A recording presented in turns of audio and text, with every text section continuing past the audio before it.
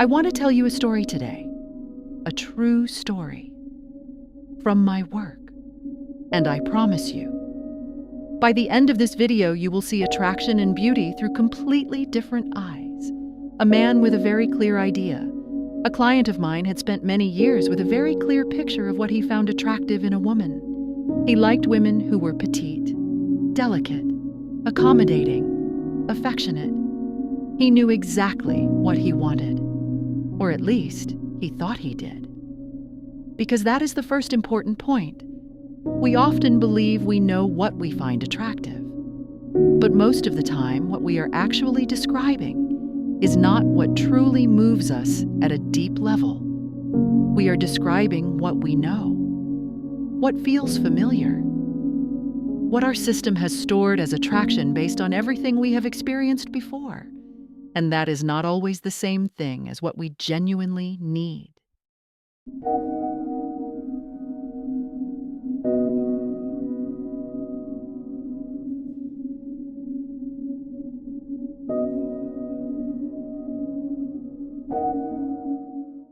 What began to shift? Over the course of our work together, something began to change in this man, not on the outside, on the inside. His emotional state became quieter. He began searching less from a place of longing and more from a place of inner knowing. He became clearer about what he actually wanted to feel and experience in a relationship. Not what he wanted to have, but what he wanted to feel. And that is a crucial difference, because as long as we approach relationships like a checklist, we search for qualities. When we mature, we search for feelings, for the feeling that someone creates in us, for what comes alive inside us when we are near them. The encounter. And then he met a woman. She was almost as tall as him, a few kilos more than he would have previously considered attractive. She did not correspond in any way to the image he had carried for years. And yet, something happened. He could not explain it. At first, he did not even want to admit it. But he was fascinated. Not by her appearance, but by her presence, by her way of being, by the naturalness with which she was simply herself. No pretending, no trying to please, no adjusting, just her. And something in him began to open. What made her so remarkable? I asked him at some point, "What exactly is it that fascinates you so much?" He needed a moment. Then he said, "She feels like she has given herself permission to be exactly the woman she is." That sentence has stayed with me ever since, because it describes something we understand very well in psychology. A strong, healthy ego state. Not arrogance, not dominance, not loudness, but a quiet inner certainty. The knowledge, I am enough as I am. I do not need to twist myself into something else to be liked. I do not need to make myself smaller so others feel more comfortable. This woman had that, and people feel it, not with the mind, but with the body. With the nervous system. When someone is truly present with themselves, something very specific arises in their presence. Calm, freedom, the feeling that we too are allowed to be ourselves. And that is profoundly attractive. Why we so often search in the wrong place. We live in a world that tells us every single day, become more attractive, lose weight, wear the right things, say the right things, show the right things. And many people follow this path. They optimize themselves. They adjust. They try to fit an image. But they do not become more attractive. They become less visible. Because the more we try to match an external ideal, the more we lose the very thing that actually creates attraction. Our own presence, our own energy, our own way of being. A person who is truly with themselves does not need perfection. They need authenticity.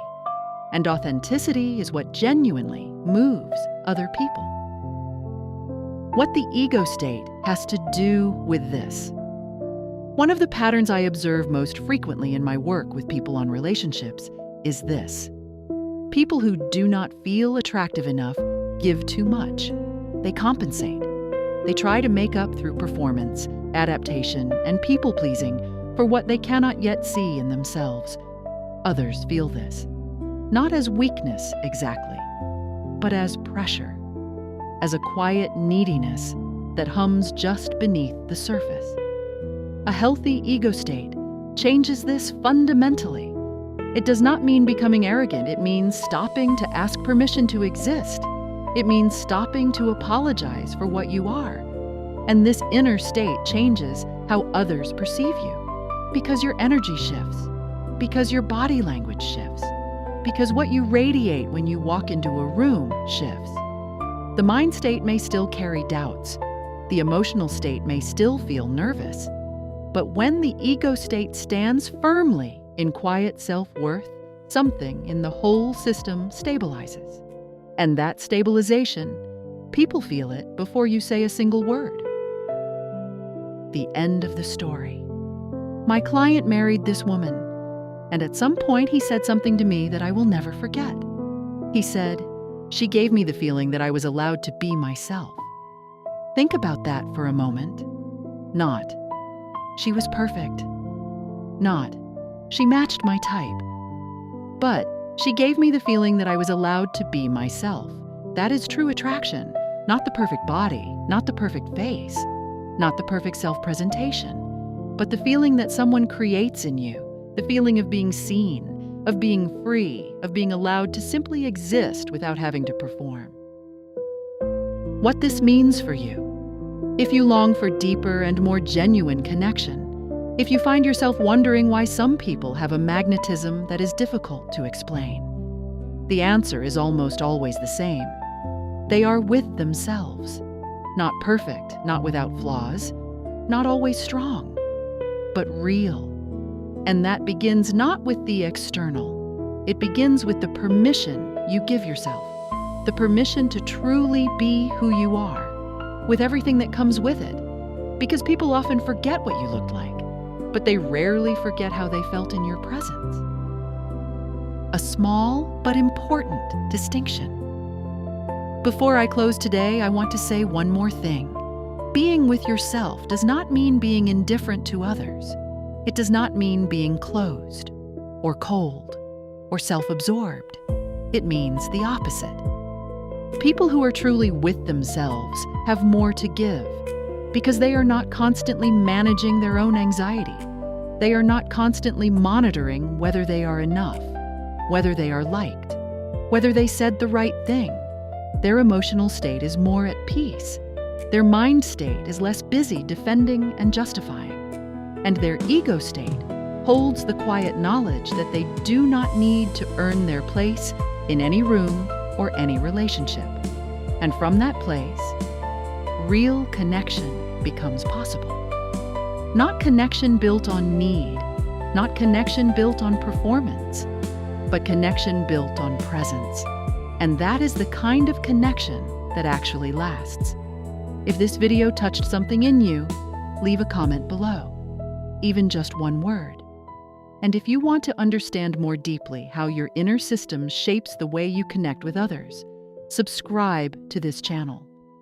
Every video here is an invitation to see yourself more clearly, not to become someone else, but to return to who you already are.